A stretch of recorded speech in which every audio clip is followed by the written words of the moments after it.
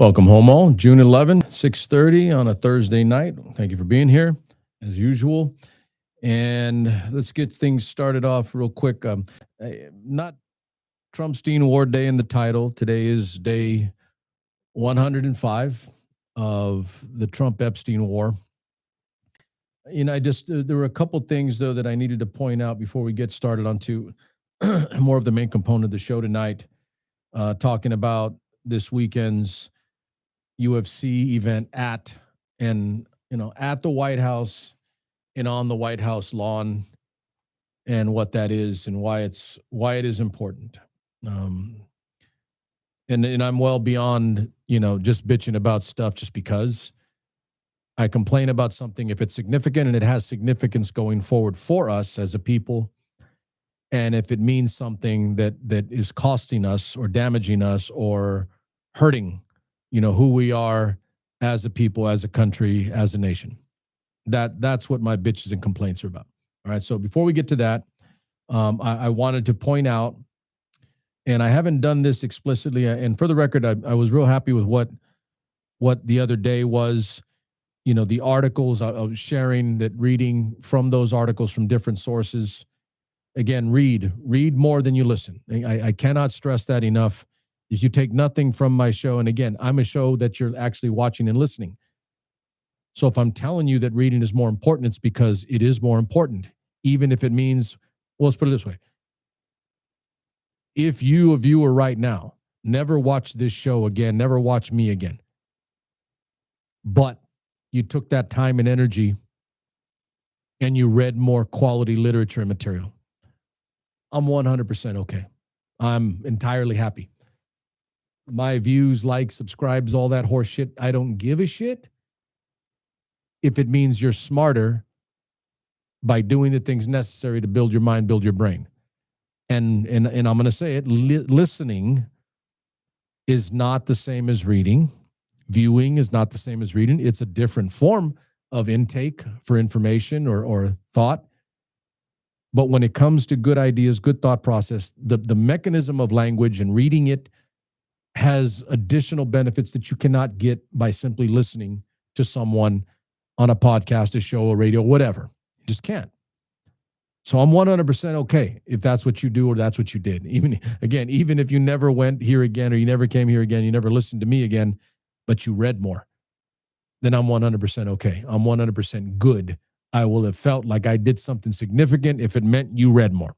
Okay, so the articles I read all this past week, pretty much over the weekend into the Tuesday, led me to wanting to finally put a handle on the people that were pardoned by Donald Trump for their attempted coup, an attempt to overthrow an election in the United States.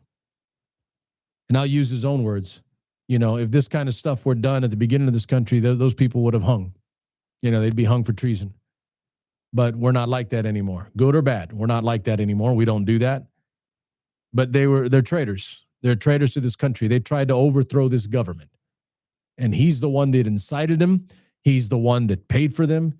He's the one that riled them up and literally sent them to the Capitol to conduct what they did. All right, there's no debate there.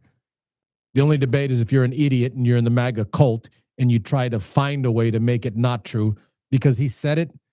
We all saw it. It was viewable. It's on record. It's there for posterity in the bad way. There is no debate. He did that. So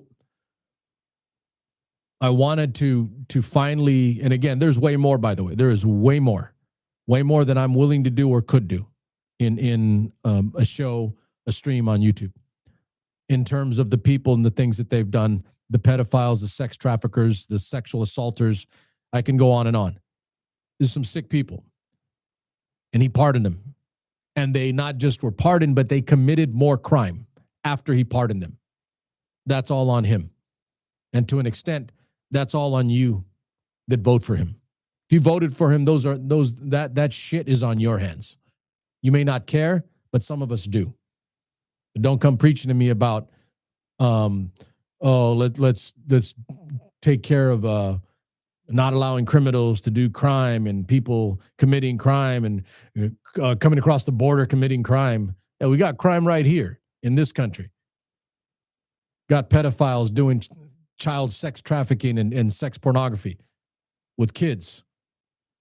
I'll take a guy coming over the border illegally any day over that shit.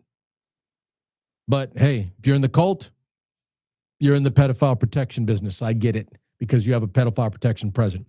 So final point to that, really needed to do that. If not for anyone else but myself, I needed to get that off my chest in that way and to point out to you, my listener, my viewer, that this stuff is still going on.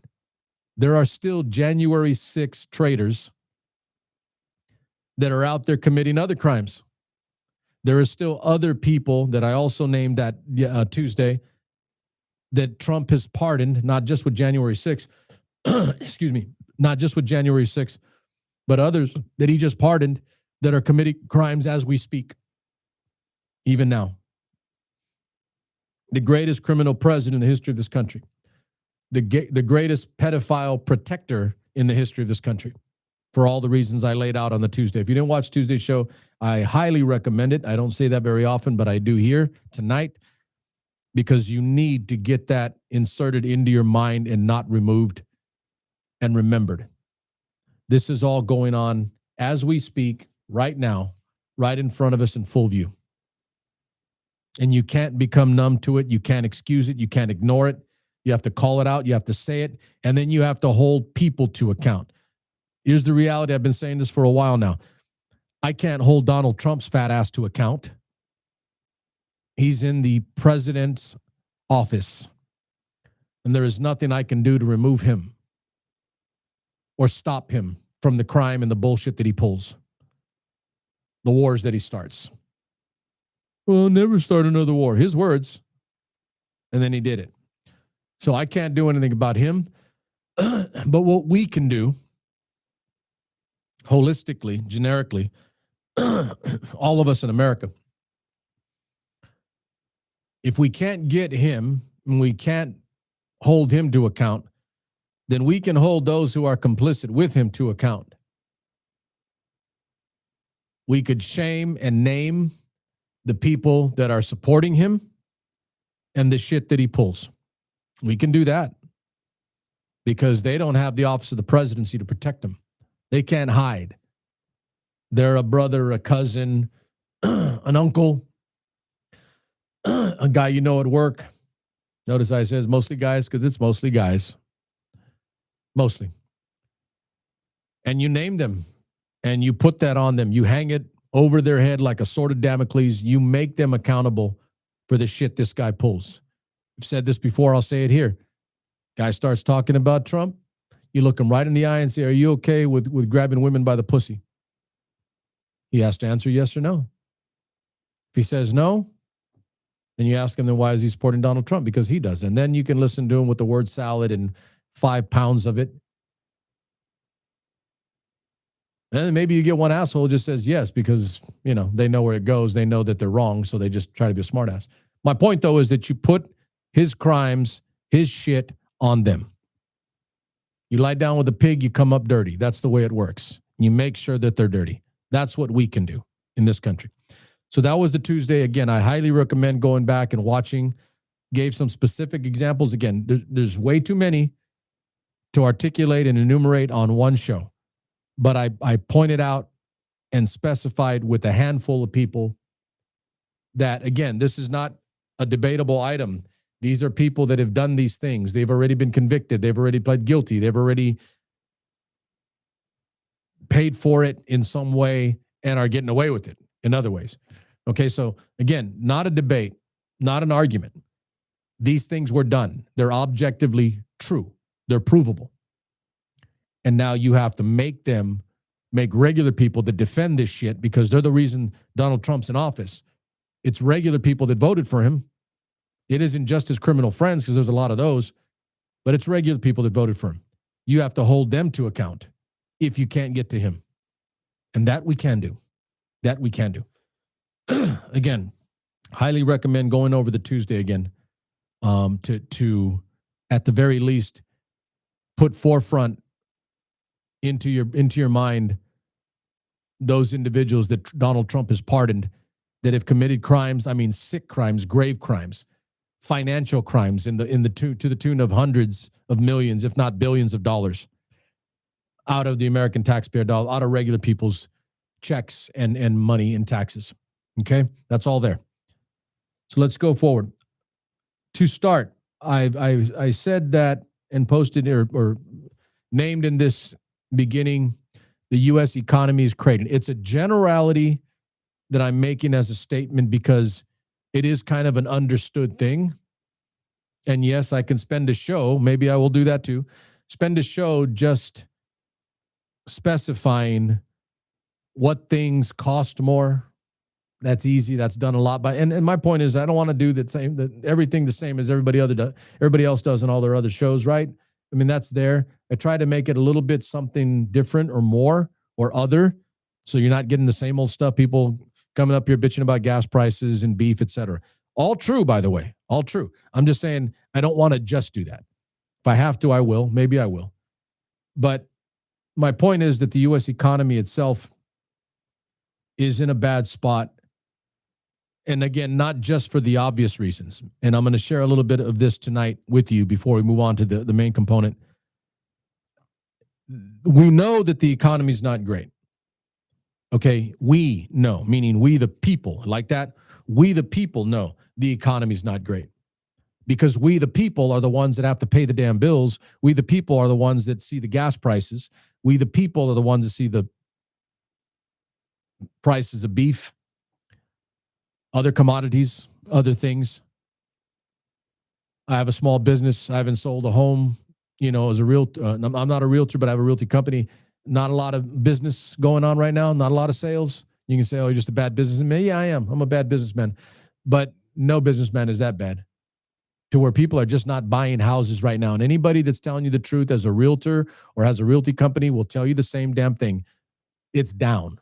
The housing market is dangerously down right now. That's a fact in numbers, in volume of sales. Okay, so all of that right now, the economy is not in a good spot. Inflation has not come down. So the economy is in a bad spot. Shit costs more. People make less jobs in general. I think I pointed out a few weeks ago, maybe 2-3 weeks ago, that college graduates right now, studies done have shown that they're going into the worst market for college graduates in decades. It's bad. It's a bad economy, period. What does a bachelor do for you nowadays? That's the point. Maybe you're viewed a little bit better when you're working in and out. Maybe, oh yeah, that guy's a college graduate. Let's move up to manager. I don't know. I'm not making light of it either, by the way. My point, though, is the college degree does not carry anywhere near as much weight as it used to. That's a fact. It doesn't account for as much. It still shows that you will make a little bit more than someone without a college degree.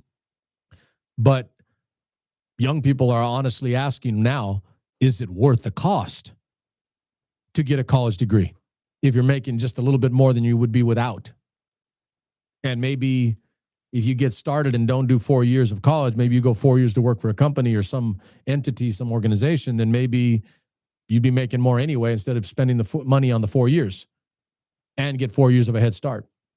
That's a thought that's going through the heads of a lot of young people right now. So the economy, my opinion, is cratering in the sense that it's already bad, and I think it's going to get worse. And I think there are going to be things that go on in the economy that collapse in and on itself and that make it worse as a whole. The war that Donald Trump started by choice, a war of choice, it is. The Donald Trump, Epstein war, 105 days of this has not decreased inflation, has not decreased prices for regular Americans. It has only exacerbated and magnified, amplified, and grown costs for regular Americans. Everything costs more because we're at war. That is a simple blanket statement, but even numbnuts, dumb shit, MAGA people that are kissing Trump's ass can understand that.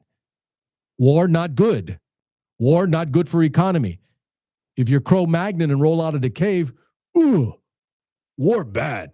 War not good for economy. It doesn't take much intellectually to understand that. Again, no debate, no argument, simple. I'm going to add something tonight that a lot of people don't know, because I know they don't read this particular, but I do. Kind of a leftover thing. Doesn't make me any more special. It's just a product of my past. And that's why I read from this particular item, this piece.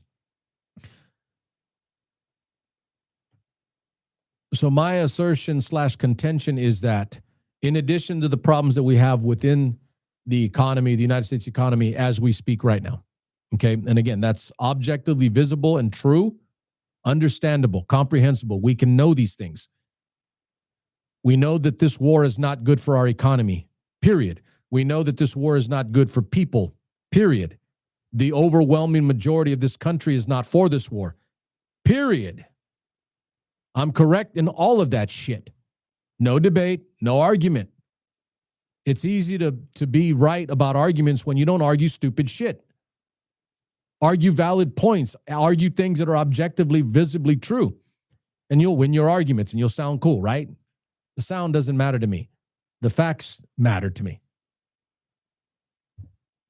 So take all that understood, and I'm going to give you something else in addition. And this is what I was reading this weekend. This is from the end of May, so not quite 1 week, about a week ago. And this is from the Army Times. Yes, there is such a thing as the Army Times. It is a newspaper for personnel in the United States Army. It's our newspaper, okay, basically. It's our newspaper. So the U.S. Army Times, and I'm going to say this in addition, before any of you idiots, jump to a conclusion. The U.S. Army Times is about as objectively apolitical, neutral, fact-based as it gets. Because, as I said a little bit earlier, and it's not a coincidence, I kind of learned this when I was in the Army. The U.S. Army Times isn't talking about shit that's outside of their purview. You know what they're talking about? They're talking about things that matter to the U.S. Army. All right? They're not all pontificating or hyperbolizing on the latest UFC cage fight. Segue for later. They're not talking about, what's going on in pop music today and where was Dua Lipa's last concert and how much did Taylor Swift make off her last show, right? They're not doing those things because they're not experts in those things, and that is not their purview. They speak to and talk about and write about the things that have to do with the United States Army. They are fact-based, they are apolitical, and they are data-driven. And that's quite literally why I still read the U.S. Army Times. And for those of you that are maybe new tonight or have never seen this show, I'm a veteran and I'm a soldier. I'm a proud alumnus of the United States Army, 1st Infantry Division, Forward, Geppingen, just outside of Stuttgart. Love my time in service. So I read the Army Times still. I used to read it when I was in, and I read it even now. So this is what goes to the point that I'm talking about our U.S. economy, some things that most civilians do not know. Quick quote here. The United States will need at least 3 years to restore an array of critical weapon systems to pre-war levels following its 38-day bombing campaign against Iran, according to the Center for Strategic International Studies. Let me read that to you again. The United States will need at least 3 years from right now. This is at the end of May, last week. The United States will need at least 3 years to restore an array of critical weapon systems to pre-war levels following its 38-day bombing campaign against Iran, according to the Center for Strategic International Studies. Again, another apolitical organization and group, data-driven, fact-based. And what they're saying, real simple, is that the amount of munitions that we've spent, the bombs, ordnance, munitions, bombing the hell out of Iran for 38 days unstopped, has depleted our supply. And it's going to take 3 years. Now, stay with me here. If you're getting the through line that I'm building toward from the initial point of the conversation in this show. Follow me. 38 days worth of bombing is going to require us 3 years from now.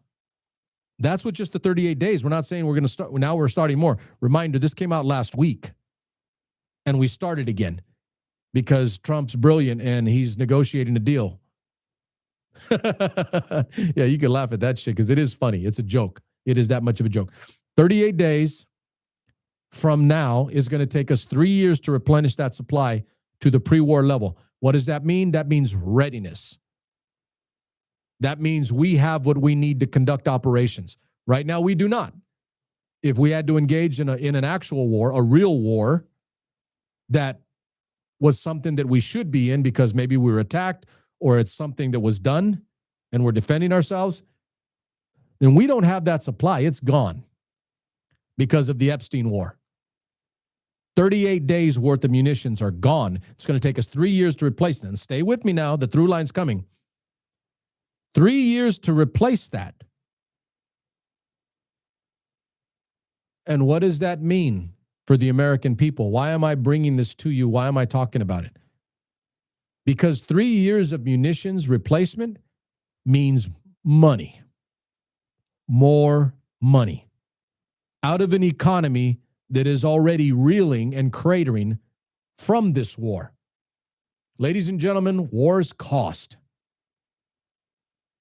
That's a simple fact that has never changed as long as we've existed since we first crawled out of caves. Wars cost. And where we're at right now, we have an economy that's already cratering, inflation that has not gotten down, that's only worse in many ways. And then he goes and starts a war, and shit gets worse. And again, the through line to the economy, more taxpayer dollars are going to have to be spent to replenish and resupply the amount of ordnance, munitions, and bombs that has been used on Iran. Because he wanted to take focus off the Epstein files. That's going to cost the taxpayer. I'm not talking about tens, hundreds, thousands, tens of thousands, hundreds of thousands, millions, tens of millions. Keep creeping up. I'm going to guess it's in the tens to hundreds of millions of dollars just for the resupply of the munitions that we've already spent. Obviously, all this will come out later. That is one good thing about us as a country we've always done real well about. We do, and I'll say this for the United States Army, by the way. I used to actually have to go after I would shoot my weapon to qualify, practice basically, use my M16A2 so I can practice and stay in good operational readiness with my weapon. And when we would fire those rounds, I would have to go pick up the shells. No joke, true business. I would have to go pick up the shells to my bullets fired, my rounds fired, to keep count of how much was spent. How many rounds did we use? The Army's like that. Not perfect about it, and my friends that are from the Army and the military can tell me, like, yeah, I know about this one time. Yeah, it's not perfect, but we're way better about it than other armies and most other organizations. So let me add to this. The new analysis released as of a Wednesday ago warned that depleted inventories have created a window of vulnerability for a potential Western Pacific conflict. In other words, the rising threat of China, the Taiwan situation, if you're in abreast of it, the time needed to rebuild those inventories has thus become a major concern, because in that window of time to replenish those supplies, if another conflict were to happen in the Western Pacific, China, Taiwan, other situations, we would not be as ready as we were before he started the Epstein war. We would not be as ready because we've wasted and used those munitions. They're gone. And the only way to replenish them, and it takes time, is to spend money to rebuild them. And if I'm another foreign power and I'm seeing that, I know that the United States cannot replenish those supplies overnight. maybe I take my shot now because the United States can't do anything right now. They're depleted. And for those of you that have served, that have worn the nation's cloth, it means we are not at full readiness. And that is a dangerous situation for the United States and our allies. Yeah, but you know what? He doesn't give a shit about our allies, right? But it's still dangerous for us. U.S. Central Command said more than 12,000 targets were hit during Operation Epstein Fury. They didn't say that, I did. Which CSIS found significantly drew down America's stockpiles of Tomahawk land attack missiles, as well as 2 vital interceptors, the Terminal High Altitude Area Defense, THAAD, and the Patriot. They're depleted, almost gone. This think tank, a bipartisan policy research organization, estimates that more than 1,000 Tomahawk missiles were launched, far exceeding the average annual procurement of 86 over the last decade. Those numbers don't jive. And that replenishment could take until 2030 or 2031. It also determined that up to 290 THAAD interceptors were used, with those reserves returning to prior levels only, meaning getting back up to the same level of replacing them, returning to prior levels only by the mid to late 2029, years down the road. The Pentagon has not publicly disclosed the scale of munitions expended before a ceasefire before Washington and Tehran took effect April 7. So the numbers are not done. They will come out, though. The authors of this report argue that today's challenge isn't money, it's time. And he's not arguing that it's money. That's my argument to a degree. It's time. We don't have enough time to replenish that before something else were to take place. And in essence, we're hoping and praying that nothing else takes place or nothing else happens, that there isn't some other conflict or interest that we have to get engaged in legitimately, not because of pedophiles. They say that it isn't the money, it's the time, because they believe, and justifiably so, that Congress will vote to replenish the money necessary to build those munitions. And they're more than likely true and accurate. Regular civilians, those of you out there, probably not going to like that answer, but it is true. They will get the money to do it. And those of you regular civilians that don't like that answer because you see the money end of it, which I'm talking about right now. Excuse me, frog in the throat. I see that right now. And I'm former service, prior service military. I see the need and the necessity, but I also see the civilian side to it. Why did we do this if you're just going to cost us more and it's going to cost us more to conduct? And we're going to have to replenish those supplies, and that's coming out of the taxpayer dollar, out of a taxpayer economy that is already weak and weakened. Hence the term cratering. These things are all coming. We haven't seen the end of a weakening economy. There are other items like this one that I'm pointing out to you now, again, that are objectively true, verifiable. They're provable. This information, this intelligence is coming directly from organizations that are apolitical and neutral. They don't do party bullshit. They don't do left or right. They don't do conservative or liberal. They do what's best for this country, and they speak the damn truth about it. And so that is where we are. China is deeply aware that it has no recent combat experience and that it performed badly in its last war in Vietnam. That difference in experience may preserve deterrence until munition inventories are restored. They're being a little optimistic. They are correct. I believe that. China has not engaged significantly in any war, ground war, that has really tested their military. They're not battle tested. You want some battle tested fuckers right now, you go to Ukraine. They're battle tested. But they're saying that that may deter China because maybe they don't want to. I'd rather not risk it. Why? Why risk it? Let's hope that China won't because they haven't fought in a while. Yeah, that's usually a recipe for someone starting a fight. In a statement to Military Times, White House Deputy Press Secretary Anna Kelly asserted that the U.S. military has more than enough munitions and ammo and stockpiles to serve all the president's strategic goals and beyond. That's a fucking lie. Make sure we're clear there because they lie all the time from the podium. Trump recently held a meeting with executives from major defense contractors, including BAE Systems, Boeing, Honeywell Aerospace, L3 Harris Missile Solutions, Lockheed Martin, Northrop Grumman, and Raytheon to discuss expanding production capacity. The president subsequently announced that the CEOs agreed to quadruple production of the exquisite class weaponry in that we want to reach as rapidly as possible the highest levels of quantity. The point here is they're going to all the defense contractors to make all the money off defense in our country because they know they're in trouble and they know they've depleted the supply and they know to replenish the supply. So they're asking them, telling them, cajoling them, wanting them to replenish the supplies fast. But I'm going to say it again for you out there. It's going to cost money. That's not going to happen for free.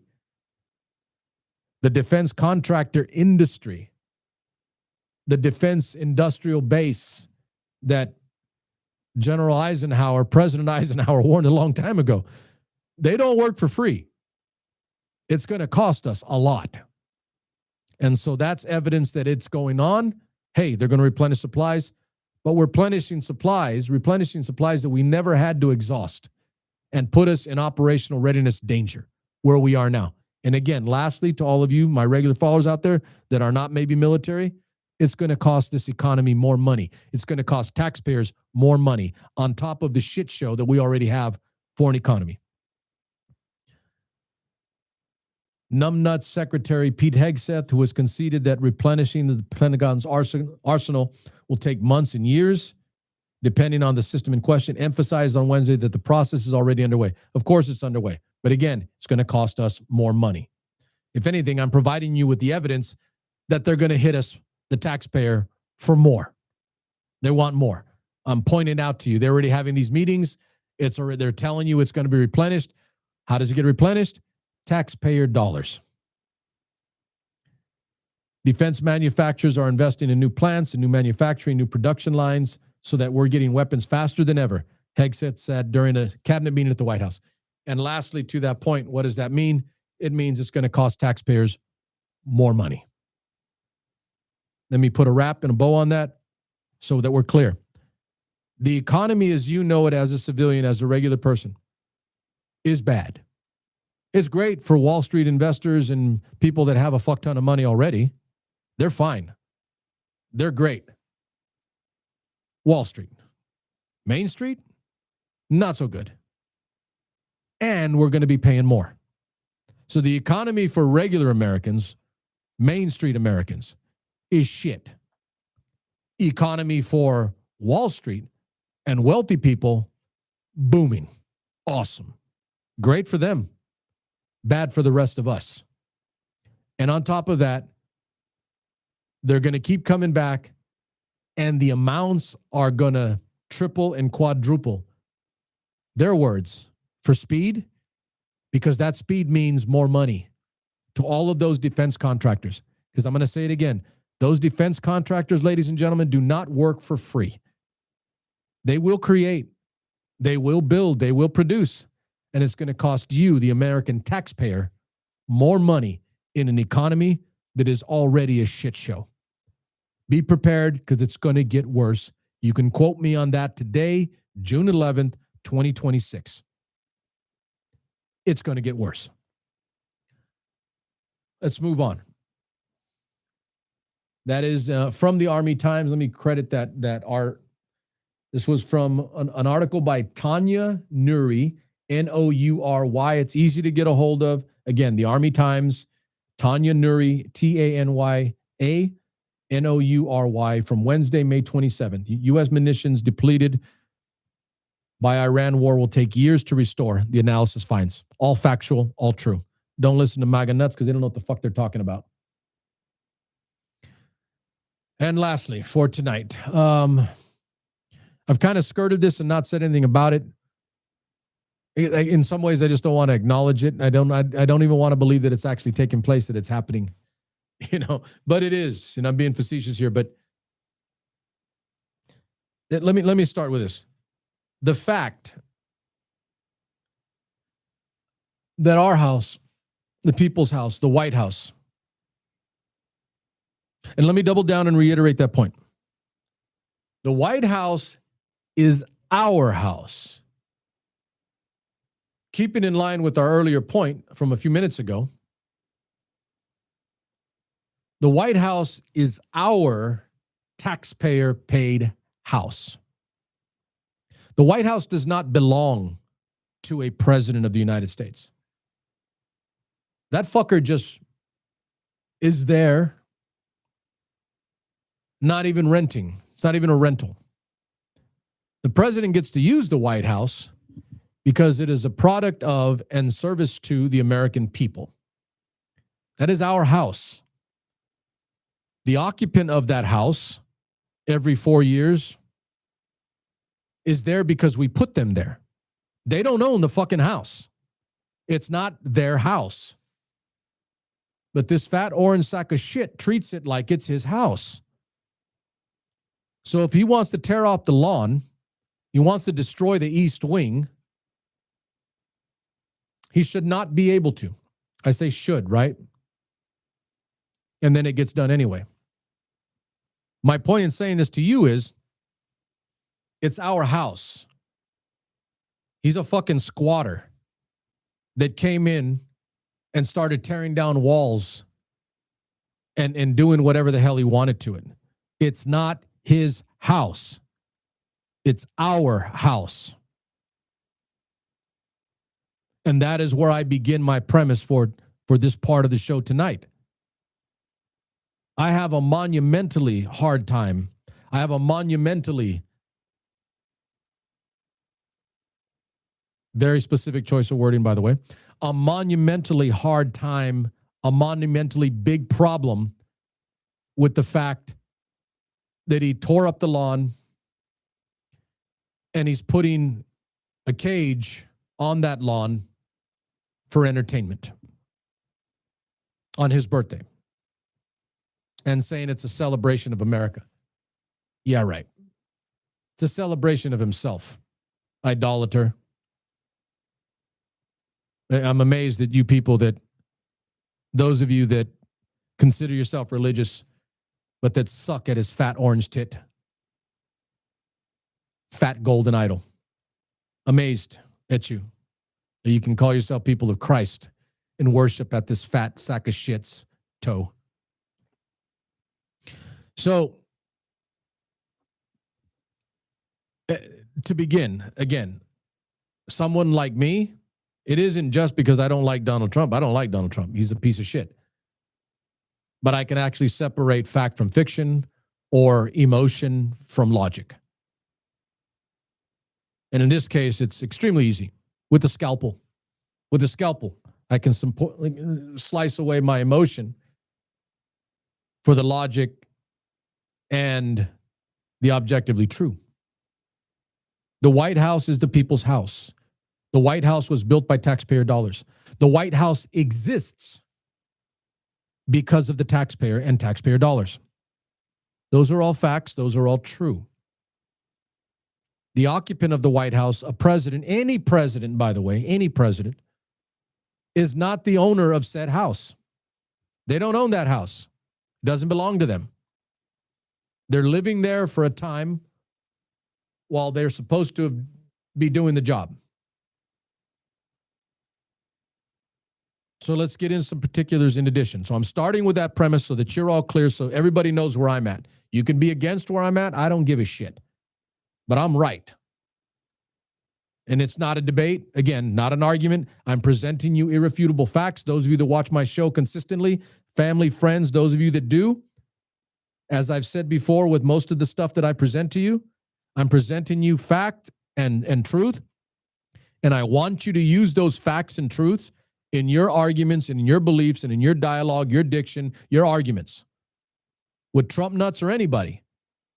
When I tell you that the White House is our house, when I tell you that the White House is a construct of the American taxpayer, those are all true.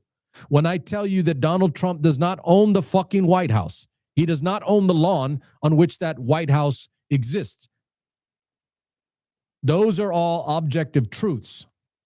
So when we see it in our face and he does it anyway, you could bet your sweet ass that I'm not happy with it, not okay with it, not good with it, not comfortable with it. I have a major fucking problem with it. So, in addition, The UFC event scheduled to take place at the White House on Donald Trump's birthday, not a coincidence, is costing more than $60 million, according to a recent court filing. So this is documented. This is in law, legal, court documentation. The fights are part of a lineup of events scheduled for the summer and promoted by the Trump administration. Promoted is apropos as all hell. As about appropriate as a word as you're going to get. Promoted. We have a fucking promoter in the White House. Promoted by the Trump administration to celebrate the 250th anniversary of the adoption of the Declaration of Independence, July 4, 1776. UFC event, though, is facing a legal challenge. The Public Integrity Project, shout out to those guys for standing up, has filed a lawsuit against it, arguing that it would be an improper use of public property. And there's the critical. I've said that the White House is a construct of and a result of taxpayer dollars, i.e. public property. It is public property. It is our property. And so their argument is it would be an improper use of public property. Clearly, I agree 100%. Trump administration officials have said the lawsuit is baseless. Horse shit, they lie all the time anyway. They just lie. The federal government filed a court document on Tuesday in the case in which it outlines some of the preparations for the fights, calling the event a collaboration between the White House, executive agencies, and the UFC. In preparation, well over 60 million and tens of thousands of hours of labor have been expended. The hours of labor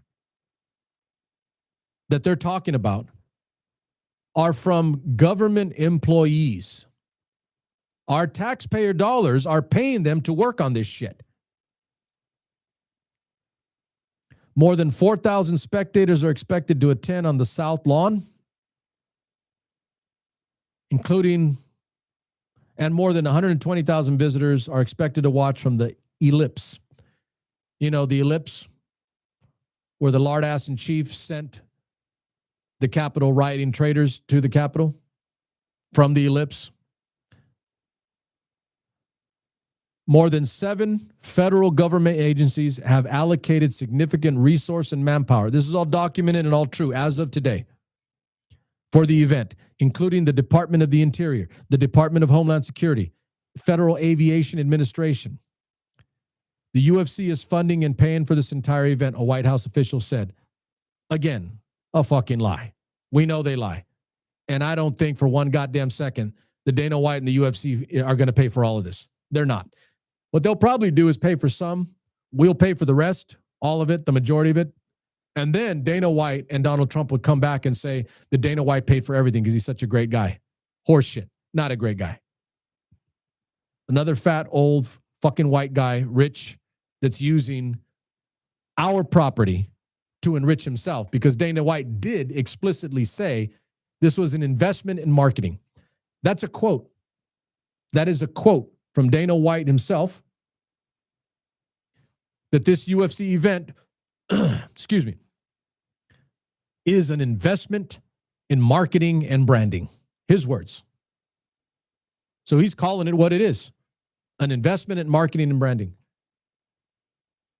And we're going to pay for it. I'll be clear. When it all shakes out, after it's all done, because they're going to get away with it and we're going to have to pay for it. They will pay for some things, but they're not paying for all this. I know they won't. I know they won't. But they'll turn around and claim they paid for all of it. And when you think about it, that is some Trump shit, right? That is what he does. I'm going to build a wall and Mexico's going to pay for it. No. We pay for it. We're going to build a ballroom and executives and companies are going to pay for it. No. We're going to pay for it. I can go on and on and on. Trump tells you all this shit all the time that he's going to pay for, and then he ends up making us pay for it. And then we move on to the next stupid shit that he pulls. UFC is funding and paying for this entire event from the White House. There are no taxpayer dollars being used outside of what would be applied towards employee normal duties and responsibilities. One, to finish that point, the latter, these are not normal employee duties and responsibilities. They're not. This is a fucking entertainment event.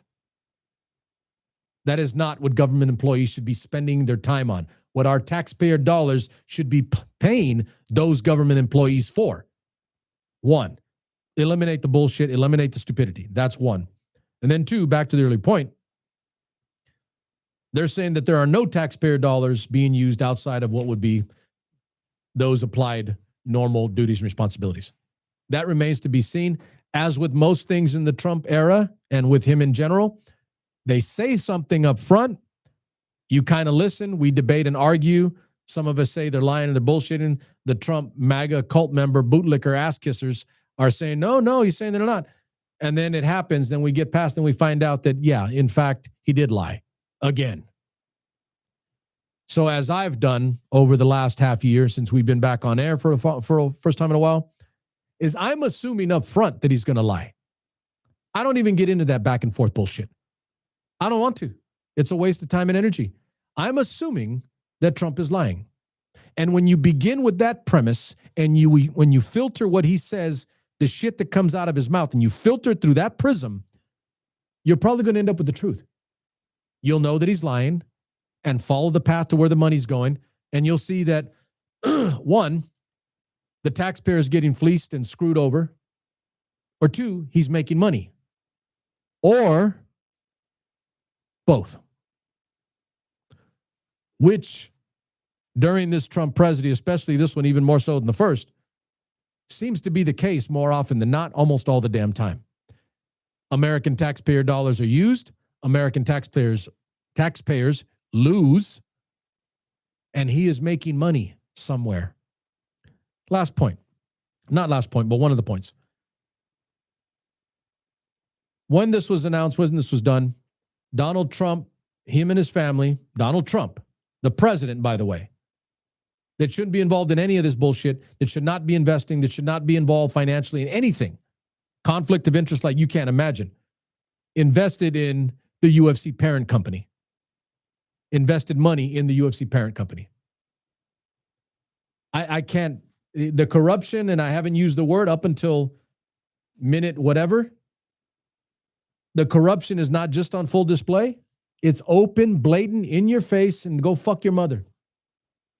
That is how they conduct themselves. They just do it. And they don't give a shit what you think. They just do not care. So don't rationalize, don't argue, don't debate. It's senseless, stupid, and irrelevant. Just assume that he's lying to you. Just assume that he's making money. And just assume that you, the American taxpayer, is going to get screwed somehow.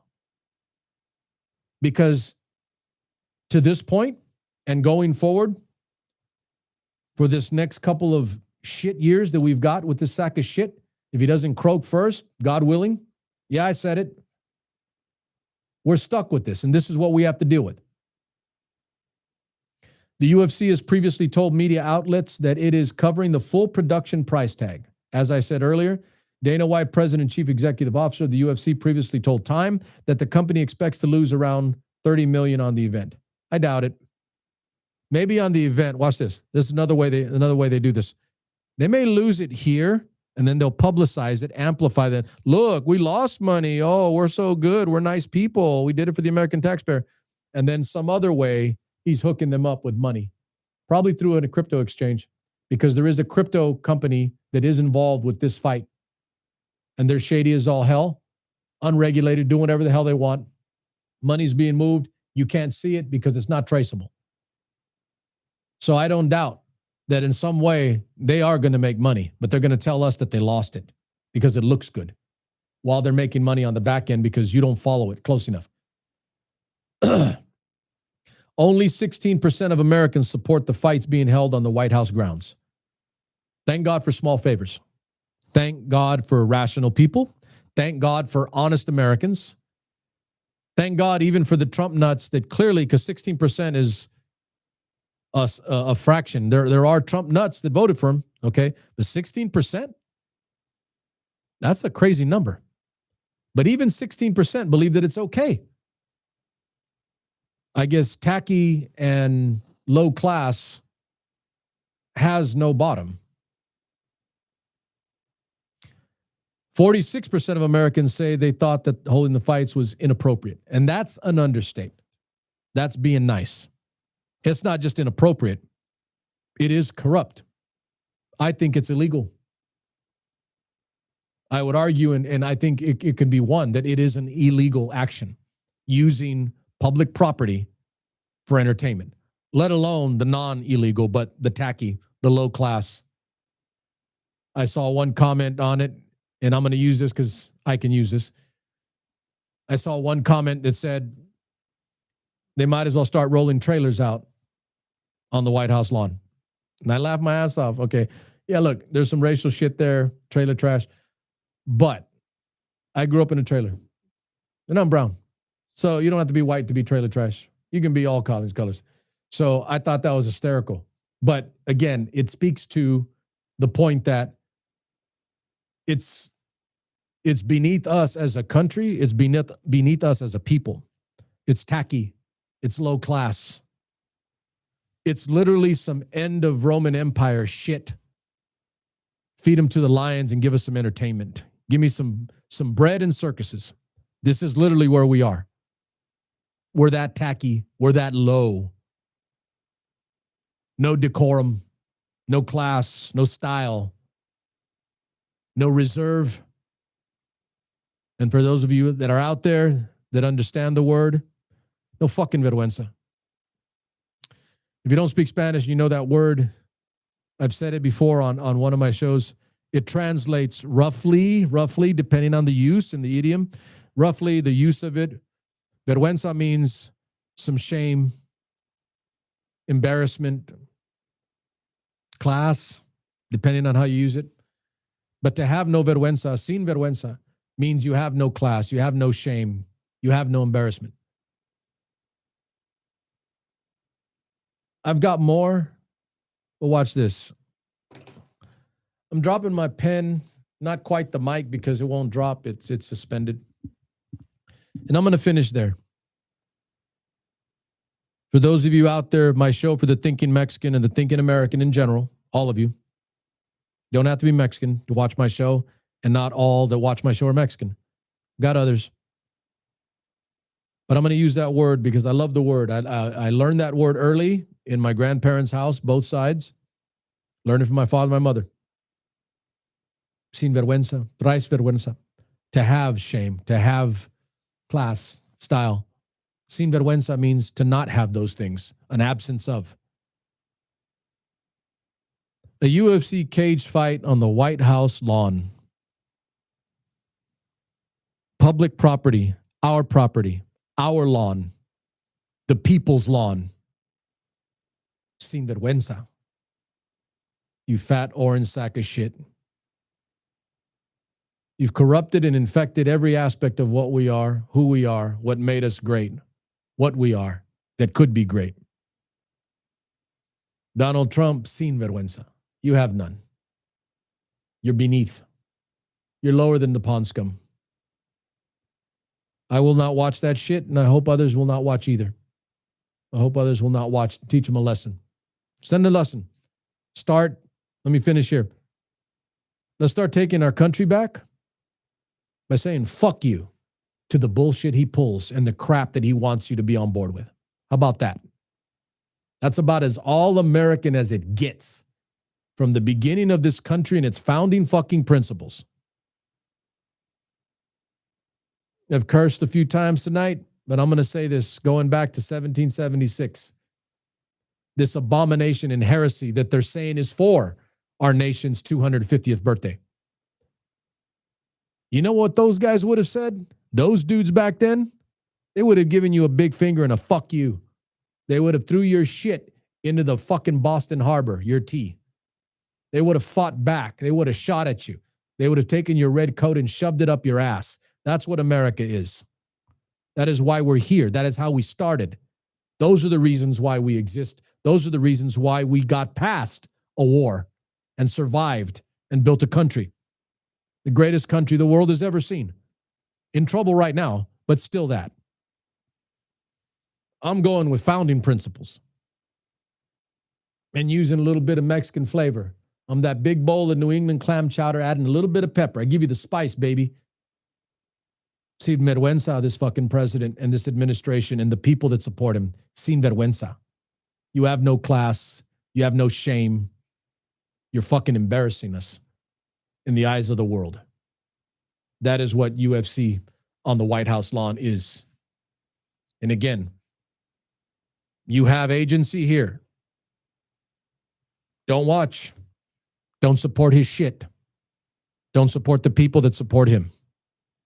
I'll flesh that out over the next few weeks. We need to start taking action that way.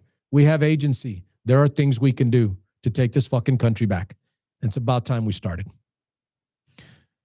I'll see you next Tuesday. We're only doing 1 day next week because I've got my veterans meeting on the Thursday. Apologies for that in a way, but more than likely just the 1 day on the Tuesday, and it'll be heavy. It'll be a heavy show come next week. Don't watch that bullshit this weekend. Spend some time with your family. Spend some time with loved ones. Do some things with your kids or your pets if you're so inclined. But enjoy life the right way. Enjoy the good things in life that are still there for us to enjoy. Amplify those, build those, grow those. That's how we fight back. Nothing but love for you. I'll see you this coming Tuesday.